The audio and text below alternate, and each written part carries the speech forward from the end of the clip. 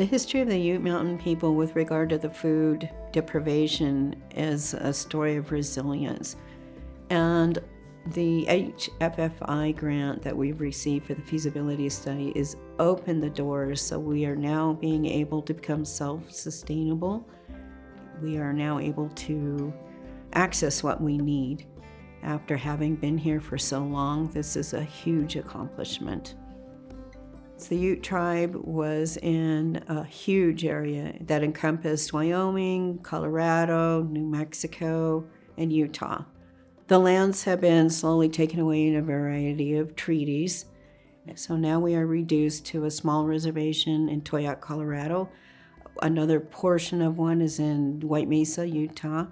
And then we have another one in New Mexico, but it's all under the Ute Mountain Ute Tribe. Food access is very difficult for people. They currently, in the White Mesa area, they have to drive an hour one way to get to town for groceries. Here in Towaoc, you have about an hour-long trip to get there and back. Many people do not have cars or transportation, and they don't have that much money, so it's very difficult to even come into town to buy the groceries. Nuchu Market will be there in the community, so we will be able to get people back and forth easier to get their groceries. They wanted to have something closer for the families, and so there was actually a committee formed 12 years ago, but they didn't have the resources to be able to communicate to the outside that this is actually a valid idea and how to move forward. So when the HFFI grant came about, we were able to go after that for the feasibility study, which finally validated our position as to the needs and how to address them. So this became our stepping stone and opened many, many doors for us. I am a hybrid half-breed, so half my family's from Pennsylvania and half my family's from Colorado. And most of my life I spent traveling between the two. And so I really know that Towaoc has a lot of disparities because I've lived in areas where there were plenty of food to eat and plenty of options. Here we don't have that. So to me, the Nuchu Market means that we will have opportunities for jobs, and we can take our kids with us. We can have them run around, they can play. We can have picnics and gatherings where people can stop and actually enjoy themselves and not only buy groceries, but just talk with friends and family. So what inspires me to do the work that I do is making a better community for my kids. I want my kids to be able to grow up and have a family that is going to be good.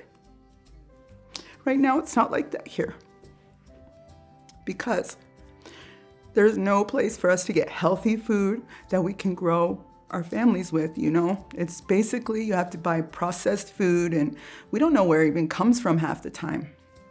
So to me, I think that the Nuchu Market is really going to bring a lot of economic growth with the jobs and on top of the good food.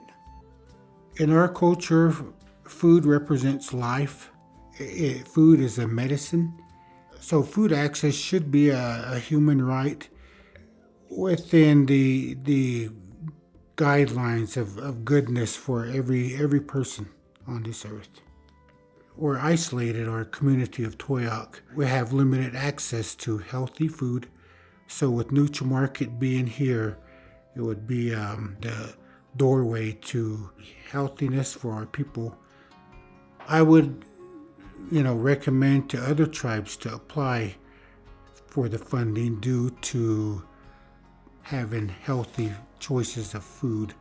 Come to your community to serve your people, to help your people prosper in a healthy environment.